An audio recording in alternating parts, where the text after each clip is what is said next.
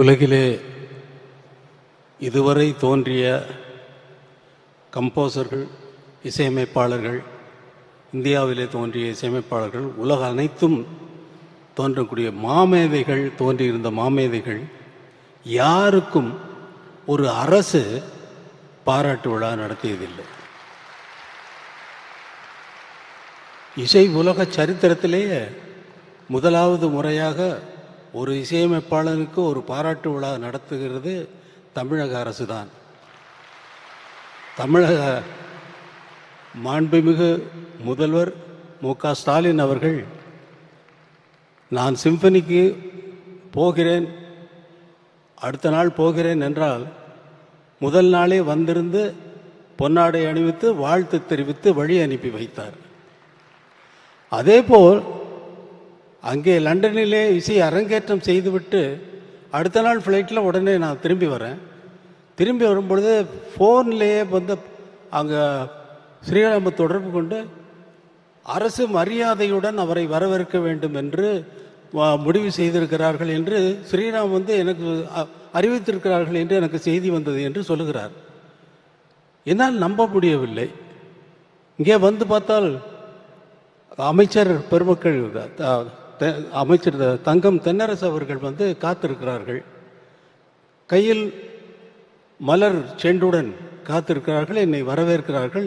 அரசு மரியாதையுடன் உங்களை வரவேற்க வேண்டும் என்று முதல்வர் ஆணையிட்டிருக்கிறார் என்று சொல்லி, என்னால் என்னவென்று சொல்லுவது, வழி அனுப்பி வைத்துவிட்டு வரவேற்கவும் செய்து இன்று பாராட்டு விழாவும் நடத்துகிறார்கள். என்னால் நம்பவே முடியும். என்னால் இன்னும் நம்பலை. நான் எனக்கு இது இந்த மேடையில் நான் நிற்கிறேன்னா, நான் பேசுகிறேன்னா அப்படிங்கிறத இது தெரியல. என்மேல் அவ்வளவு அன்பு வைப்பதற்கு என்ன காரணம்? இந்த இசைதானா? என்மேல் அவ்வளவு அன்பு, அப்பா வைத்த அன்பு, இசைஞானி என்பதே எனக்கு பேராகிவிட்டது. அவர் வெறுமனே வந்து காரைக்குடியில் நடந்த பாராட்டு விழாவில் எனக்கு அங்கே ஒரு பாராட்டு விழா நடந்தது. கலைஞர், முத்தமிழ் அறிஞர் கலைஞர் அவர்கள் பேச தலைமை ஏற்று நடத்துகிறார் அந்த கூட்டத்தை. அதில் வந்தவர், நான் அறிந்த அளவில் மேடையில் அவர் சொன்ன வார்த்தையை நான் சொல்கிறேன். நான் வரும் வழியில் அவர் எழுதிய புத்தகத்தை படித்தேன். அவர் எழுதிய 2 நூல்களை வெட்ட வழியில் கொட்டி கிடக்குது, சங்கீத கனவுகள் என்ற 2 புத்தகத்தையும் காரிலே வரும்பொழுதே படித்து விட்டு வந்து, நான் அவரை அறிந்த வரையில் அவர் எழுதிய புத்தகத்தையும் படித்து கொண்டு வந்தேன். அவருக்கு இந்த மேடையிலே ஒரு பட்டத்தை வழங்க இருக்கிறேன், இசை ஞானி என்ற பட்டத்தை வழங்குகிறேன் என்று சொன்னார். அவர் பாராட்டு விழா, அதே பாராட்டு விழா கலைஞருடைய தவ புதல்வர் மு.க. ஸ்டாலின் அவர்கள் நடத்துகிறார்கள், எனக்கு நடத்துகிறார்கள். அது அரசு சார்பில் எந்த இசைக்கலைஞனுக்கும் பாராட்டு விழா நடந்ததில்லை. இது ஒரு சரித்திரத்தில், இசை உலக சரித்திரத்தில் இது ஒரு பெரிய விஷயமாக நான் கருதுகிறேன். என்னால் இன்னும் நம்ப முடியவில்லை. என்ன பேசுவது என்பதும் மறந்து போய்விட்டது. நீங்கள் கேட்டீர்கள், சிம்பனி இசையை கேட்டீர்கள். உங்களுக்கெல்லாம் உங்கள் மனதிலே என்ன தோன்றி இருக்குமோ என்பதை என்னால் கற்பனை செய்து பார்க்க முடிகிறது. இந்த மாதிரி ஒரு இசையை, அவ்வளவு வாத்தியங்களும் வாசிக்கக்கூடிய இசை என்னுடைய கற்பனையிலேயே தோன்றி, அந்த கற்பனையை எழுத்து மூலமாக எழுதி அத்தனை பேரும் ஒரே நேரத்தில் வாசித்து கொண்டிருக்கிறார்கள். ஒவ்வொருவருக்கும் எழுதிய நோட்ஸ் தான் அவர்கள் வாசித்தார்களே தவிர வேற ஒன்றுமில்லை. நான் எனது எண்ணத்திலே தோன்றிய கற்பனை வரி வடிவமாக எழுதி, அந்த 87 பேருக்கும் எழுதி, தனித்தனியாக எழுதி மொத்தமாக வாசித்த இசைதான் அந்த சிம்பனி. இந்த சிம்பனி எழுதுவதற்கு நான் இசையிலே என்னுடைய வாழ்க்கையை முழுவதும் சென்றது. என்னுடைய குழந்தைகளுக்காக நான் நேரம் செலவழிக்கவில்லை. என்னுடைய குழந்தைகளுக்குடைய நேரத்தை செலவழித்திருந்தால் இந்த சிம்பனியை எழுதியிருக்க முடியாது. இதே போல நீங்கள் விரும்பி கேட்கின்ற அத்தனை பாடல்களையும் நான் கம்போஸ் செய்திருக்க முடியாது.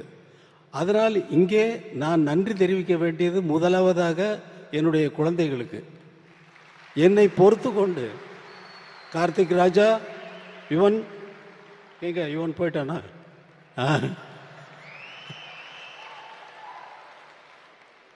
உங்கள் இருவருக்கும் நீங்கள் உங்களோட செலவழிக்க வேண்டிய நேரம் தான் அங்கே வந்து சிம்பனியாக இசையாக வெளியில் வந்திருக்கு.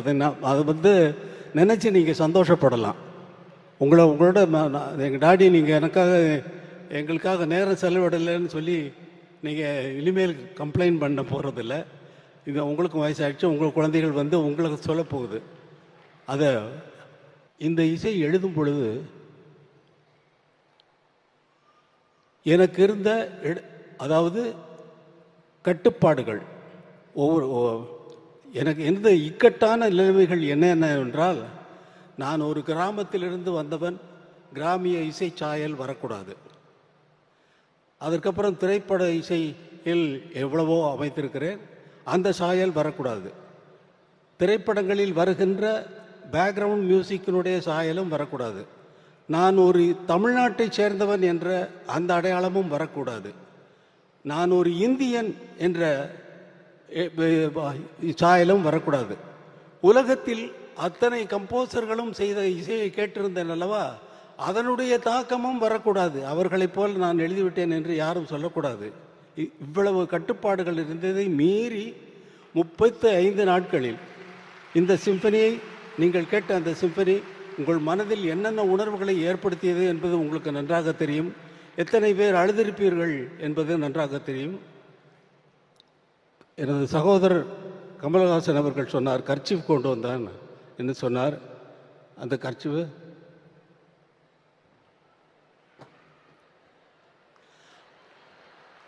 அழுததுக்கு சாட்சி இவர், கண்ணீருக்கு சாட்சி.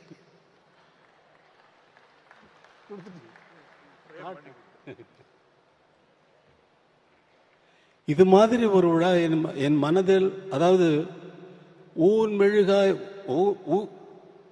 மெழுகாய் உருகும் கரையும் அதில் உலகம் மறந்து போகும் என்று சொல்லுது நமது முதல்வர் அவர்கள் ஏற்பாடு செய்த இந்த பாராட்டு விழாவை.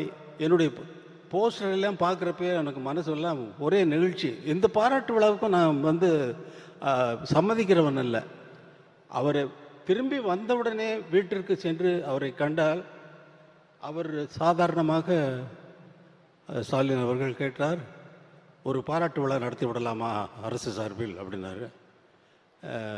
நீங்கள் நடத்துகிறதா இருந்தால் அதே சிம்பனி ஆர்கெஸ்ட்ரா இங்கே வந்து நம்ம மக்களுக்கு அதை காட்டுனா நல்லா இருக்கும் அப்படின்னு. அப்படியே பண்ணிடலாம். ரொம்ப சர்வசாதாரணமாக சொல்லிட்டாரு. இது ப்ராக்டிக்கலாக எவ்வளவு கஷ்டமான விஷயங்கிறது, 87 பேரை சேர்க்கறதுங்கிறது ரொம்ப கஷ்டமான விஷயம்.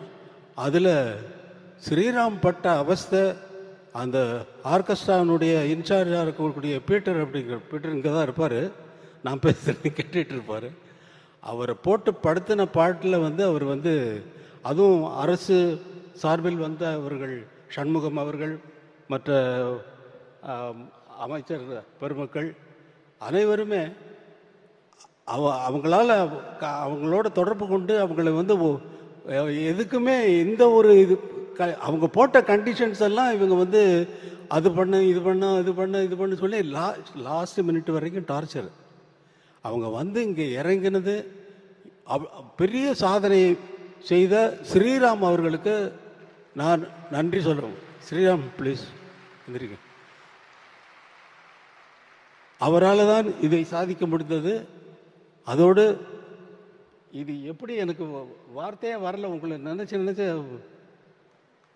ஊன் மெழுகாய் உருகும் கரையும் அதில் உலகம் மறந்து போகும் என்கிறது, நீங்கள் எதற்காக எனக்கு இந்த பாராட்டு விழாவை நடத்தினீர்கள் என்பது எனக்கு பிடிபடவே மாட்டேங்கிறது.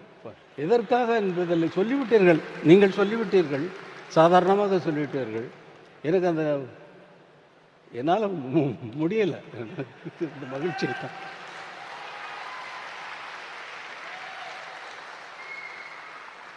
வேற ஏதாவது என்ன பேசணுங்கிறதே போயிடுச்சு பாருங்க.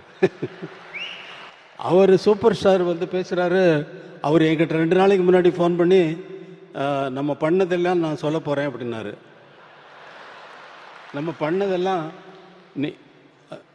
நீங்கள் எப்படி இங்கேருந்து மாறினீங்க, இந்த பெல் பாட்டம் போட்டுட்டு தொப்புளுக்கு மேலே பெல்ட்டு போட்டு கட்டிட்டு நல்ல கிராப் போட்டுட்டு அதில் கையில் பட்டையாக ஒரு வாட்சு வந்து போட்டுட்டு பண்ணிவிட்டு ஒரு அரபா சொல்லவா சொல்லிடவா மகேந்திரனும் நீங்களும் நானும் உட்காந்து குடித்தோம்.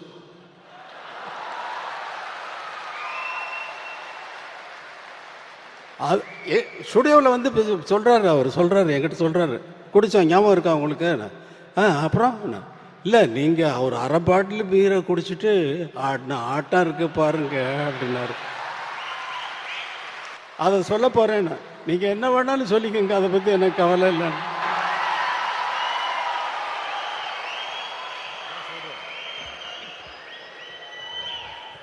நன்றி நன்றி நன்றி.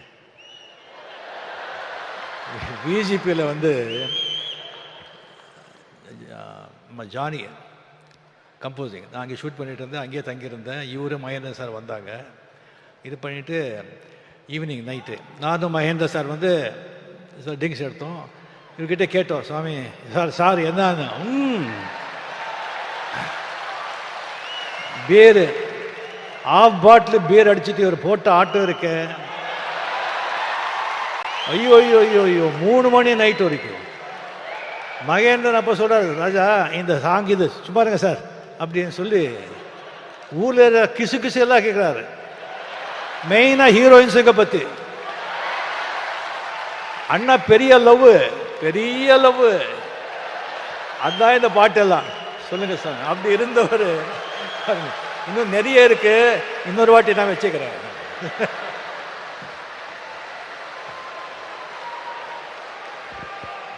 அப்புறம் சமய சந்தர்ப்பத்தில் இல்லாததெல்லாம் அடிச்சு விட்டு போறாரு. எப்படியோ உங்களுக்கு இந்த மேடையிலே முதல்வர் அவர்கள் ஒரு அறிவிப்பை அறிவித்தார்.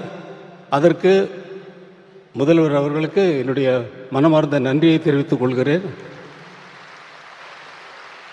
நான் உங்களுக்கு ஒரு அறிவிப்பை சொல்கிறேன். இந்த அரங்கத்திலே இவ்வளவு பேர் தான் இந்த இசையை கேட்க முடிந்தது. எனக்கு நமது மக்கள் அனைவரும் கேட்க வேண்டும் என்ற ஆசை எப்பொழுதும் உண்டு. ஏனென்றால் இதை நீங்கள் இந்த இந்த இந்த இசையை வேறு எங்காவது கேட்டிருக்கிறீர்களா? எங்கேயாவது கேட்டிருக்க முடியுமா? இந்த இன்பத்தை நேரடியாக கேட்டால்தான், இதை ரெக்கார்ட் செய்து கேட்கறதுல அர்த்தமே இல்லை. அது இந்த இந்த உணர்வை நமக்கு கொண்டு வராது. 87 பேரும் ஒரே நோக்கத்தோடு ஒரே கவனத்தோடு அந்த இசையை எப்படி பிரசன்ட் பண்ணுவது என்பதிலேயே அவர்கள் கவனமெல்லாம் இருக்க போய்த்தான் இந்த இசை இவ்வளவு உயர்ந்ததாக இருக்கிறது. எல்லோருடைய கவனமும் ஒரே நேரத்தில் ஒரே இடத்தில் இருக்கிறது. மற்றபடி மற்ற இசைகளுக்கெல்லாம் அந்த விஷயமே கிடையாது. 87 பேர் எங்கேயாவது திரும்பி பார்த்தாங்களா? யாரையாவது பார்த்தாங்களா? ஒருத்தராவது? அவர்களுடைய வாத்தியம், அவர்கள் முன்னால் இருந்தக்கூடிய இசை குறிப்புகள், அதைத்தான் வாசித்தார்கள். இந்த இசையை நேரடியாக கேட்கும் பொழுதுதான் நம்முடைய உள்ளமெல்லாம் கரைகிறது, நம்முடைய கண்களிலிருந்து நீர் கசிகிறது, நம்முடைய உயிரை போய் அது ஆட்டுகிறது. இது சினிமா பாடல்களிலேயே நடந்தாலும் கூட இந்த மாதிரி உயர்ந்த இசையை கண்டுகொள்ளாமல் நாம் எதற்கு இந்த உலகத்தில் உயிர் வாழ வேண்டும்? எதற்கு இந்த உலகத்தில் உயிர் வாழ வேண்டும்? உயர்ந்த விஷயங்களை கண்டுகொண்டு அதை பற்றி கொண்டு மேலே போவதை விட்டுவிட்டு பல விஷயங்களில் நம் கவனத்தை சிதறடித்து விட்டு நம்மளது சக்தியெல்லாம் வீணாகிறது அந்த சிதறடிக்கிறத காரணத்தினால். அதனால் இந்த இசையை நமது மக்கள் அனைவரும் கேட்க வேண்டும் என்பதற்காக பெரிய மைதானத்திலே இதே இசை கலைஞர்களை கொண்டு வந்து அவர்களுக்கு இந்த சிம்பனியை நான் நடத்தி காட்டுவேன் என்று உங்களுக்கு ஒரு வாக்குறுதி கொடுக்கிறேன். அதற்கு தமிழக முதல்வர் என்னென்ன உதவிகள் எனக்கு தேவையோ அதையெல்லாம் செய்து கொடுப்பார் என்ற நம்பிக்கையில் நான் சொல்லிவிட்டேன். அவரிடம் கேட்கவில்லை. கண்டிப்பாக என் மீது இருக்கும் அன்பிலே அவர் கண்டிப்பாக அதை செய்வார். அந்த நாள் விரைவில் வரும் என்று உங்களுக்கு அறிவித்துக் கொண்டு இந்த விழாவுக்கு இது நன்றி நன்றி நன்றி நன்றி நன்றி சொல்ல வார்த்தை இல்லையே.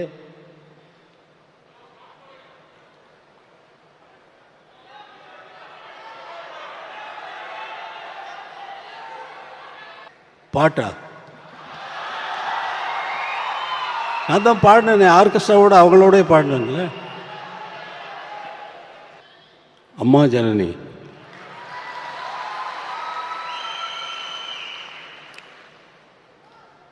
शिवशक्त्या युक्तो यदि भवति शक्तप्रभवितुं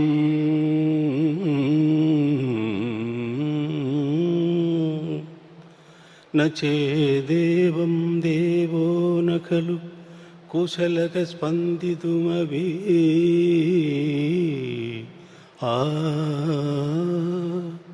अतस्त्वाम् आराध्याम् हरिहर विरिञ्चादिभिरवे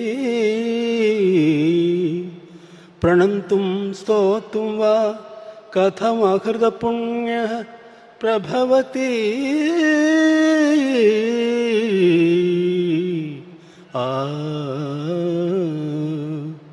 जननी जननी जगम्नी अगम्नी जननी जननी जगम्नी जगत्कारणिनी परिपूरणिनी जगत्कारणिनी